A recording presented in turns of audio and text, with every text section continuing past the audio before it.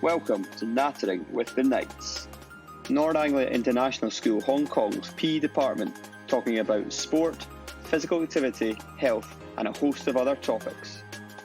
This week I am joined by professional golf caddy Scott Carmichael, who has been a caddy on the European Tour since May 2017. We discuss the role of the caddy in the professional game, and Scott shares some of his stories since being involved with working with various high-end professional sports people.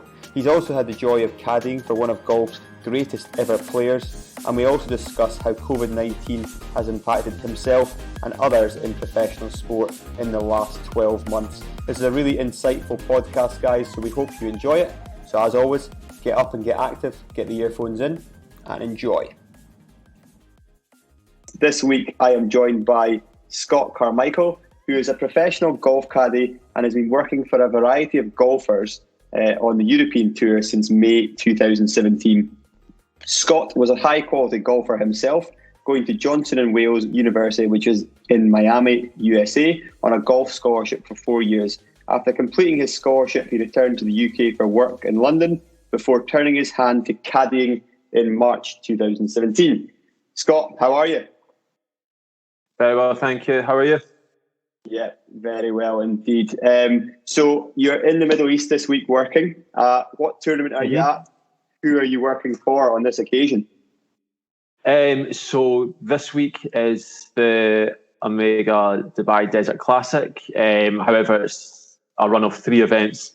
So last week I was in Abu Dhabi for the Abu Dhabi HSBC Championship, and then next week going to Saudi Arabia for, I believe it's called the Saudi International. So a nice 3-week stretch of tournaments. And I'm working for a New Zealand player called Ryan Fox, who I am just actually filling in for his normal caddy, who is unable to go due to COVID issues. Wow. Okay. So yeah, we'll get into the nitty gritty of COVID and how it's impacted your work. But first of all, our listeners here are maybe a little bit unfamiliar with the role of the caddy in golf. Can you talk me through what the role is, why it's so important, and basically why you've got a job? Well, first of all, it's more than just carrying the bag of what you might just see on the television. So obviously the main sort of role is, doing yardages, giving sort of sound advice, that advice ranging from where the player should go off the tee, what clubs are hitting off the tee, wind direction, and then obviously once the hole goes on, from the fairway, from the rough, what types of shot the player should hit, what shot shouldn't hit, where the good misses, where they really can't miss, round the greens, sometimes helping read putts, sometimes not. That's very much up to a player's discretion. And of this, not really the psychology of it, because we're not psychologists, but just trying to keep your player in the right frame of mind, on both sides of the coin when things aren't going as well, trying to keep them positive, keep them just trying to get them sort of not overthinking about what's actually going on just now. And again, when things are going well, keeping them sort of relaxed and loose and not necessarily thinking about the bigger picture that might happen from them playing so well on that particular day. Okay, nice one. And I mean, I'm laughing there because I'm thinking of my limited experience as a caddy, mainly from my dad. And back in the day, I obviously delved sometimes in the wrong roads, thinking I knew what to say at the right moment, and it was the wrong thing to say. Have you had any of those moments? I assume maybe ones you cringe about now. Yeah, you do a little bit. I remember my first year caddying. I actually can't even remember what I said. He'd had a really bad double bogey. I think it was on the first or second hole of the day, and I basically said something along the lines of, "It's okay. We've got plenty of holes to go," or something like that. I genuinely can't remember what I said word for word, and he just absolutely went through his head, and he just lost the plot with me, which was quite amusing. However, he did birdie the next hole, so I must have said something that stuck. But I remember after that round, he was like, "Scott, just whatever, just you don't need to say anything like that on the golf course." I was like, "Oh, okay, no problem, I won't." But that's the thing about this job. It's very much, there's no there's no blueprint for it. It's very much all on the job experience, and that experience just gets, you just get better at the job as the experience kicked in. Yeah, and I'd imagine different people, very much different characters as golfers. They will be competitive athletes. Yes. They'll probably respond very differently to different advice. Absolutely. I mean, I've now worked for a handful of different golfers now, and yeah, it's safe to say not any one of them is the same. They're all very different. They all want everything slightly different, and yeah, that's actually something I learned quite quickly after like a year, and I'd worked for a handful of different guys, just 1 week jobs here and there in some instances, and you're just like, these guys just want, while they're all trying to achieve the same goal, all go about it a completely different way. Mm-hmm. Okay, so let's backtrack a little bit from the caddy and talk about your original involvement in golf as a youngster. Mm-hmm. So obviously you would have played a lot when you were young. Yep. to get the level that you got to.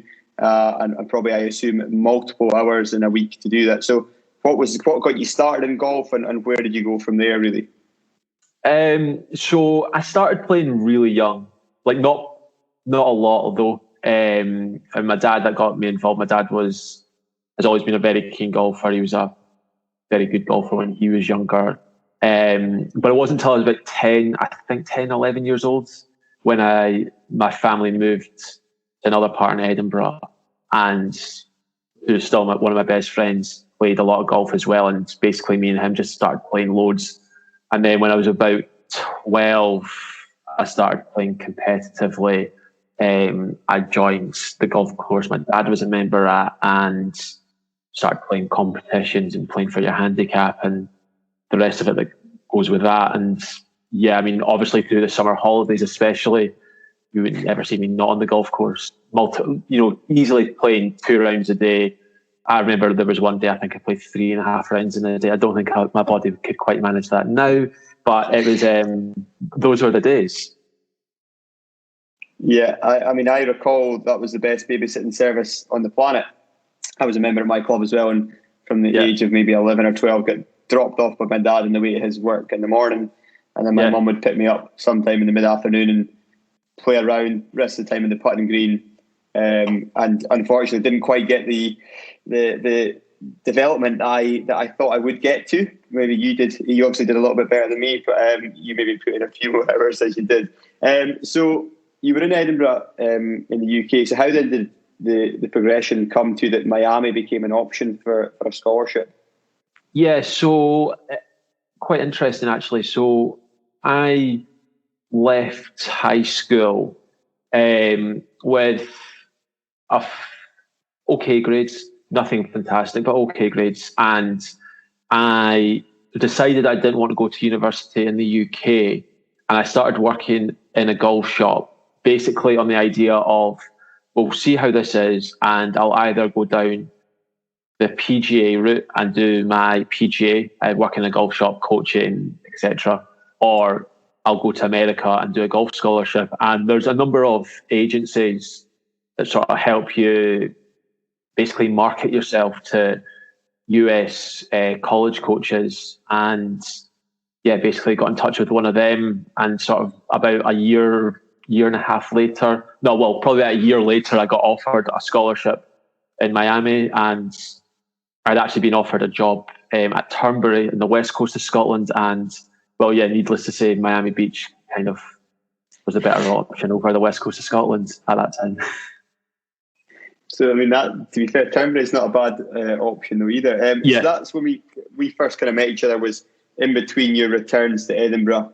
It was. When I was at university, and obviously you were in Miami. And while we probably didn't talk too much about golf as such, and we definitely didn't talk about academics, now I can ask you that. So how did you balance the balance of the golf, which obviously I assume you were putting in a ton of hours into? How did you balance that with the academic side of things?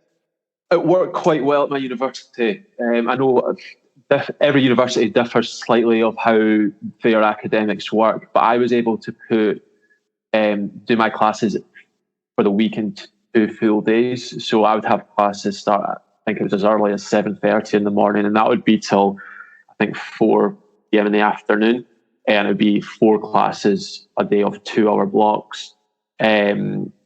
which worked quite well because it obviously gave you the rest of the week to play and practice, which was great. And you were still able to potentially practice a little bit in the evenings after your university day had finished.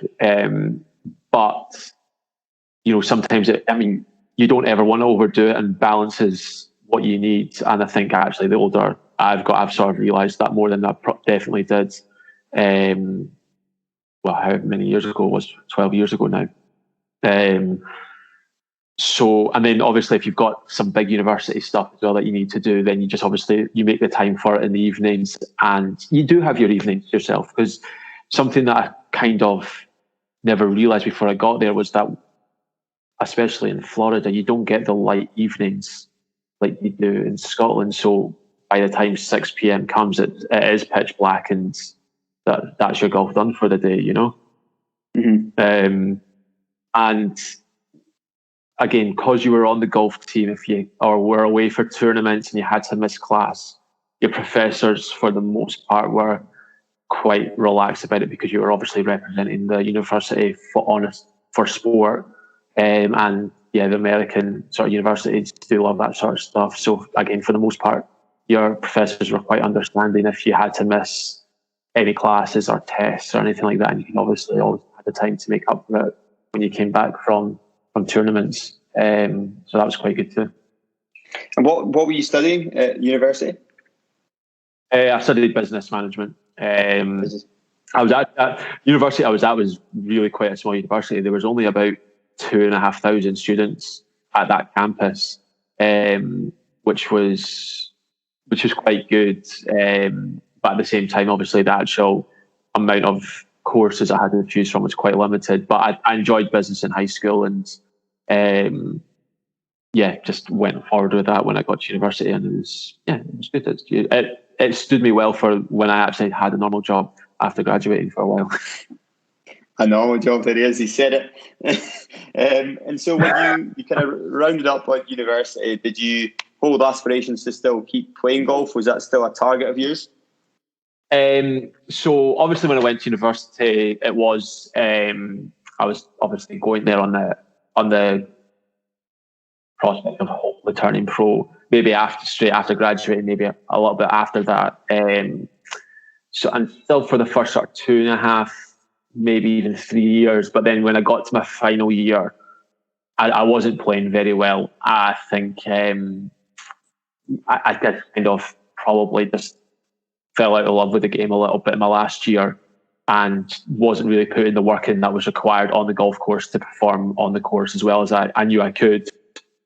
So that final year sort of started changing things up in terms of what I was trying to do once graduating, etc. And that was that. But yeah, I mean, I think when you go out there, you're wanting to give it a shot. You're wanting to turn professional, and it isn't sometimes until you sort of see how good certain other players are, and sometimes gives you a bit of a reality check. And for that, you need to work harder. And I thought I was working hard enough, but in hindsight, probably wasn't.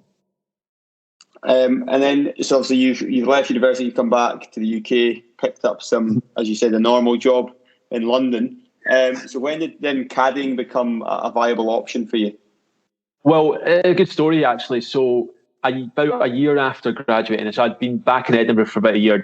I think I was doing a bit of bar work, and just trying to figure out what I was wanting to do. And so about a year later, a Scottish pro called Chris Doak asked me to caddy for him in an event in Madeira, which is an island just outside on Portugal.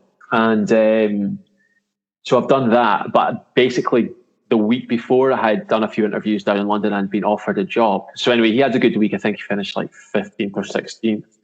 And he asked me to do the next couple of weeks caddying for him. And I basically said, thanks, but I've just been offered a job in London. I better sort of do a normal job for just now. So I did that, went to London, and did that for like 2.5 years, give or take. And just for me, I just didn't really enjoy the sort of Monday to Friday sort of structure as such, the schedule as such. I've obviously played golf for so many years and decided to leave London, came back home, started local caddying at a Renaissance Club. So I was caddying for sort of the tourists, the members, etc. through the summer. And I was trying to it was the goal of getting on tour and caddying in the professional ranks because, yeah, that's what I wanted to do. And I'd always kind of had it in the back of my head, obviously for caddying for Chris that week. I really did enjoy it. I'd done a little bit of caddying when I was in the States as well for a few guys. And yeah, eventually in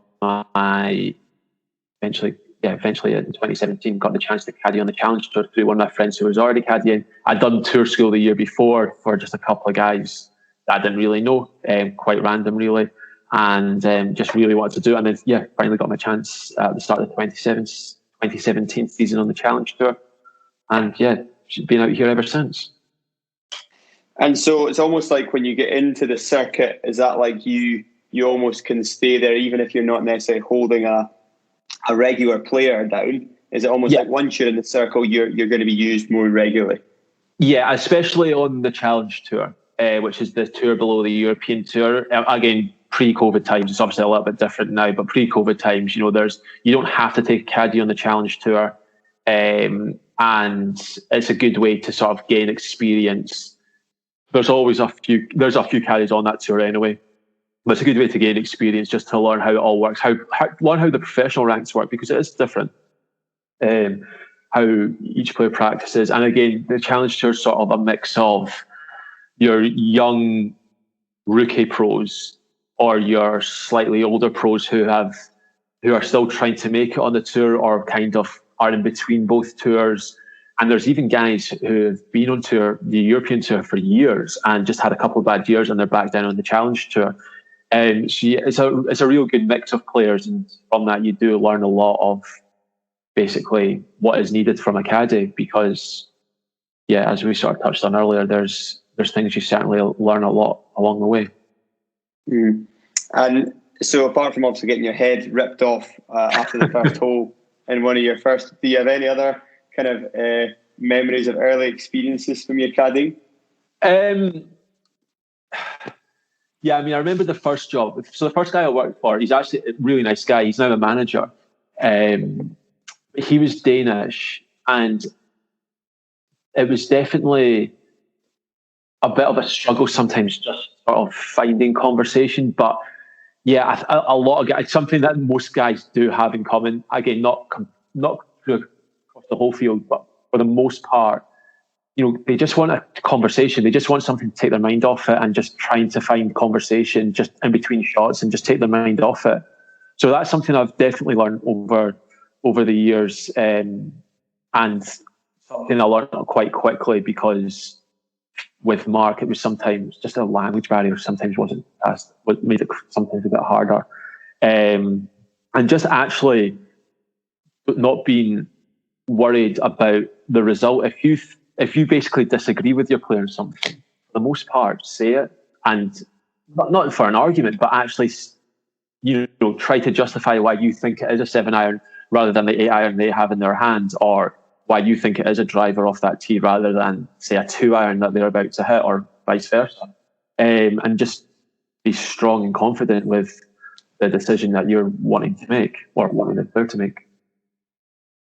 And so I'll piggyback. I've just thought of a question I wanted to ask. So who's the most famous player that you've been not necessarily caddying for, but in the same group as? Because obviously usually in golf it goes out in groups of 3 or 2 balls towards the end of the weekend. Is there anybody really noteworthy who's been in one of your groups? So the Irish Open in 2019, was working for Grant Forrest. It had a good first good 3 days, actually. Shot 65 on the Saturday, and we played with Robert Rock on the Saturday, and he shot 60, which was very impressive. He actually had a putt for 59, which was very cool to watch. And then the next day we were paired with John Ram, who ended up winning the tournament. And John shot 62 that day to win the golf tournament by, I actually can't remember how many he won it by, but I think it was like 3 or 4 shots in the end. We were doing well in that tournament, but we were maybe in like the 4th or 5th last group. So by no means like leading the golf tournament, and he's just played. The golf he played was incredible, and then obviously it's the Irish Open, which brings massive crowds as well. And over the last few holes, the crowds just got bigger and bigger and bigger, and yeah, that was a pretty cool experience. And we had a good week as well. It was one of Grant's best weeks money wise on tour up to that point. Not his best finish, but because it was a big Rolex Series event, the money was very good. So I finished outright 13th. And actually, two or three shots more actually would have made this got a spot in the Open. But under the circumstances, that was his first year on the European Tour, playing with somebody like John Ram, who he actually knew. He played college golf with him, but even at this point, this is still 2 years ago, and John Ram was still one of the biggest names in golf, and he held his own, and that was a cool experience.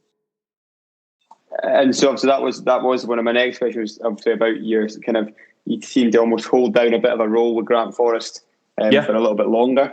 And obviously that was one of the highlights of his season. How else did he obviously had a fair bit of success that year. Mm-hmm. How else did you fare up in other tournaments? Anything noteworthy? Yeah, the first year I worked for him was on the Challenge Tour. So we actually came out on tour at the same time, coincidentally enough. And even though he's from the same area, he's from North Berwick, I knew who he was, but we only met when the year before on Challenge Tour, just being in the same groups, etc., and just through mutual friends. I started to work for him at the start of the 2018 season on the Challenge Tour, and we had a few European Tour starts that year as well, but the goal was Challenge Tour, finish in the top 15 to get a European Tour card. So that year, basically, that went well. Finished 7th on the order of merit without winning. We had 3 seconds that year. Got beaten 2 playoffs. Well, 1 playoff. 1 was a match play event, which he got to the final of. And then with the 3rd last event of the year in China, in Hainan Islands, basically it was, I can't actually remember where he was in the order of merit, but he was in the top 15, but obviously the last 3 events were big money, and you needed a big result to finish the top 15. And first round came out firing and shot 10 under, and was 10 under through the first 11 holes of that golf tournament. So that was quite cool. And while we led after the first round, we finished 2nd that week, but the 2nd was good enough to confirm top 15. And yeah, he ended up finishing 7th on the order of merit, which got him his card. And then, a couple other good finishes on the following year in the European Tour. Finished top 10 in Mauritius, which was actually the start of the season. I think that was maybe the second. Yeah, actually, that was the 2nd event of the European Tour season, because the week before we were in Hong Kong. We went from Hong Kong to Mauritius and played well in Hong Kong, which is the first event of the year. Then Mauritius played well, finished top 10, which was nice. And then another good result was in Morocco, where I believe finished 6th or tied 6th. But again, we were tied for the lead through 9 holes in the final round. And then I think a Spanish player ended up not running away with it, but playing very well down the back 9 and won by like 3 or 4 in the end, I think. So that was a really good experience. That was the first time he'd really sort of been in contention as well. And obviously, while not winning, definitely held his own in that environment, which was cool. And obviously, that I remember we last time we met was maybe 2 years ago, I think it was. And you were talking about some of these elaborate trips where you're going from place to place, and obviously you just rung off about 3 or 4 different countries in a row there. But then obviously in the current situation, we've talked about this before we kind of started recording, but COVID, how has that travel been impacted you? Was there not even a section where golfers weren't allowed caddies when things reopened? Did I read that correctly? So on the European Tour and the PGA Tour, so the main tours, and thankfully caddies have always been we've been allowed, and they've been taking caddies. The smaller tours, so like the Challenge Tour, I'm not quite sure how the caddy situation works in America on the web.com tour. The Corn Ferry Tour. And on the LPGA Tour, caddies haven't been mandatory either. But thankfully, we have been in the process of everything that's going along with it. So, yeah, obviously it has affected. Last season, the schedule got completely changed. We played a lot of events in the UK, which we had never done before, so that was actually quite nice. But the travel, I actually still travelled quite a bit last year, believe it or not. But with everything that's going on right now, it's quite difficult, really, just to get flights. I mean, we're meant to be we are going to Saudi Arabia next week, but the flight back on the Sunday to Dubai has been cancelled to the Monday. And yeah, there's guys who then have connecting flights, and it's just, I mean, it's complete first world problems, but there's guys obviously stressing out about missing their flight back from Dubai to wherever they're going home to. And yeah, it's throwing a few curveballs out there, but yeah, at the end of the day, we're out here working, and there's nothing we can't deal with. And so you explained to me the kind of system of the bubble. So talk our listeners through what's happening with the kind of bubble to just try to protect you guys and almost allow you to be exempt from quarantine. Yeah, basically. So we arrive to a tournament, we'll get tested on arrival.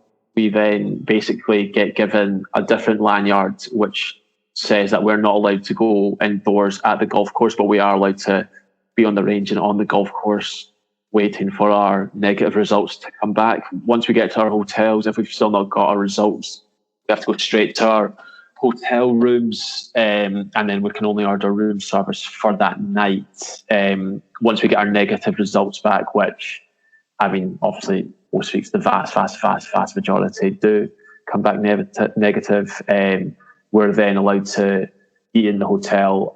But even when we're in the hotel, we're not actually allowed to eat with anybody random. We're sort of in a buddy system, so it's normally with your player or with one other caddy or one other player, and that's it. So they are being pretty strict on it, but it's worked well. I mean, the tour and the head doctor, guy from Edinburgh, actually, Andrew Murray, they've done a fantastic job basically getting this all organised and in a way where we can go to other tournaments, other countries, and so this is what we do, this is how it's working. And for the most part, as long as we can actually get into the country, normally we're able to get a golf tournament going.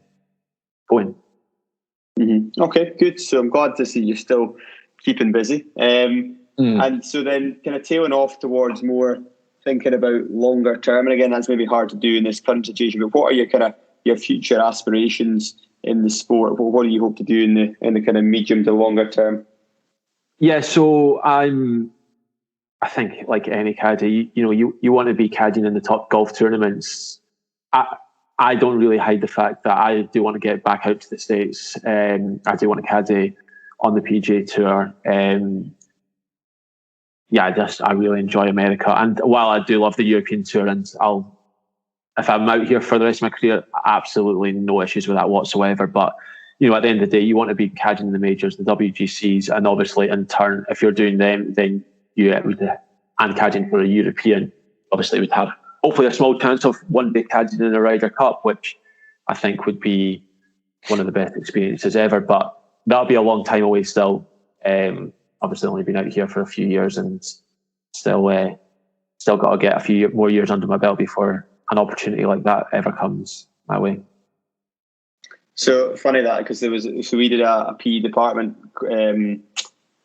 kind of podcast, one of the last episodes we did, and I was a quiz master, but it was passing around the table and it was like, what sport do you most enjoy playing and watching? And I went right around the table, and obviously it came to me, and the guy before me said he enjoys watching football, and in terms of his own activity was running, and I was like, I can't just keep copying. I copied his last three answers, so I was kind of panicking.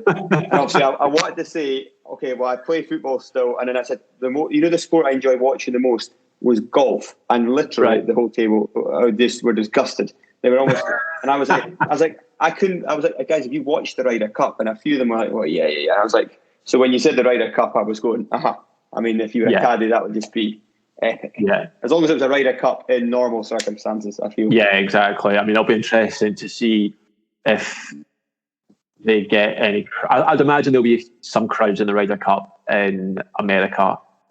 December, I think it is, or October. There will be some. There'll be an element of a crowd, but it won't. I can't. Who knows? But I can't imagine it'll be the tens of thousands that flood onto the golf course for normal Ryder Cups. But hopefully there's enough people there to make it a decent atmosphere. Yeah, for sure. Okay, so we in this season of the podcast, we've tried to keep a little bit of continuity by asking the same questions at the end to all of our guests. So we call it the quick-ish fire round because the idea it should be quick, but obviously some of our guests like to elaborate on their answers, which is absolutely fine.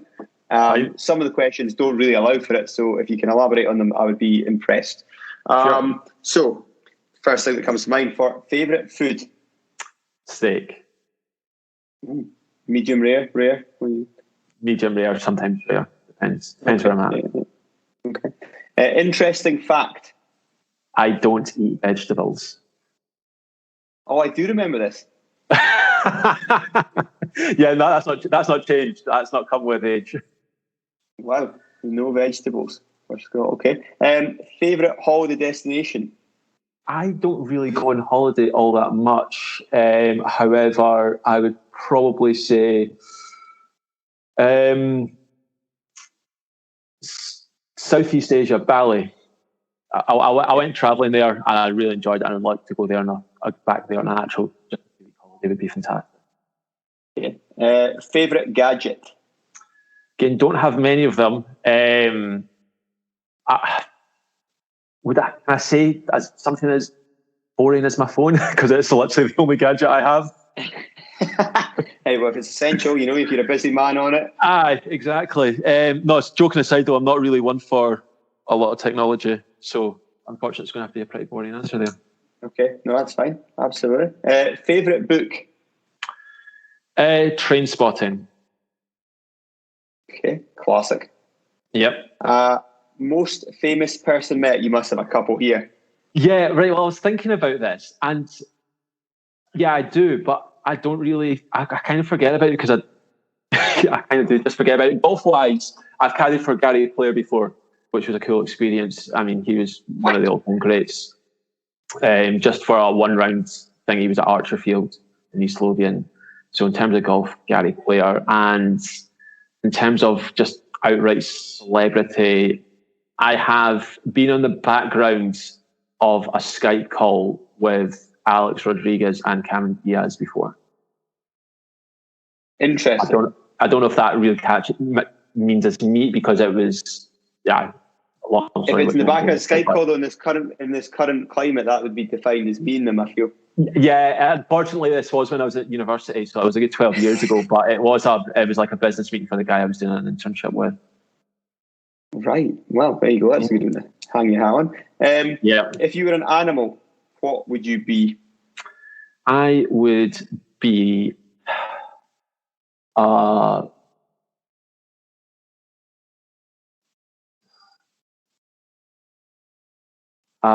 go. I like dogs, so I'll go for dogs. Loyal, reliable. Yeah. Good. Yeah. Absolutely. If you could get yourself anything at all in the world, what would it be?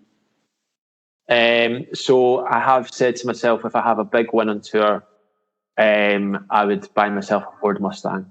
So I'll go with that. Wow, a Mustang. Interesting. Yes. That's going to have to be a big win on tour. Yes. Well, yeah. Maybe it depends if I get an old rattled one. And then our last question is, biggest life lesson you could share in under 60 seconds to our listeners?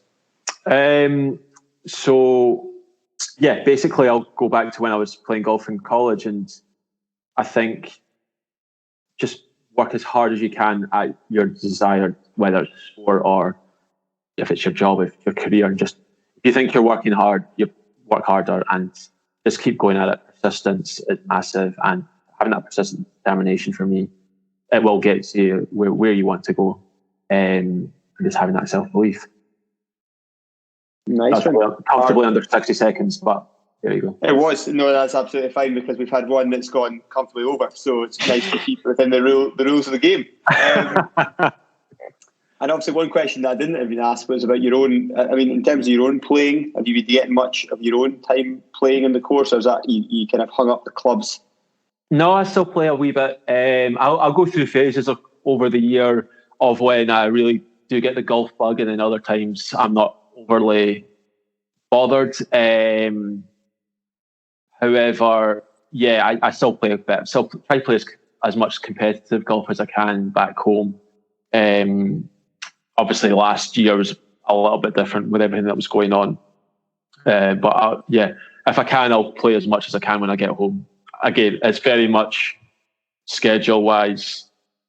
It's very difficult to play like your big competitions at the golf club, like your club championships, because you normally need at least 2 weeks. You normally need a week off for the qualifier, which is a weekend, and then the actual club championship itself is like a week or two later. And the chances of me actually being off both those weeks is normally when it's peak golf season for the pros. Yeah, aye, exactly.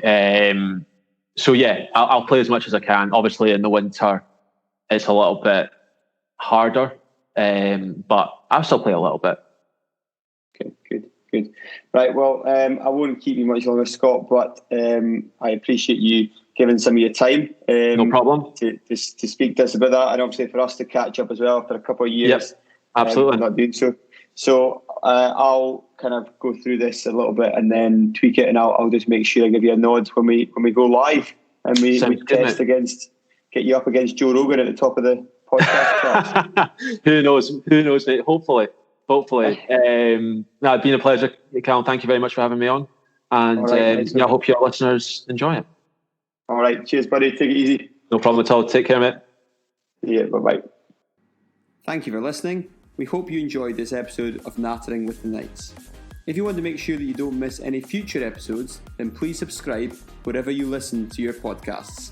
Please reach out to your PE teacher if you have any feedback or ideas about topics you would like to see and hear about in the future. In the meantime, have a great week, and we will see you next time.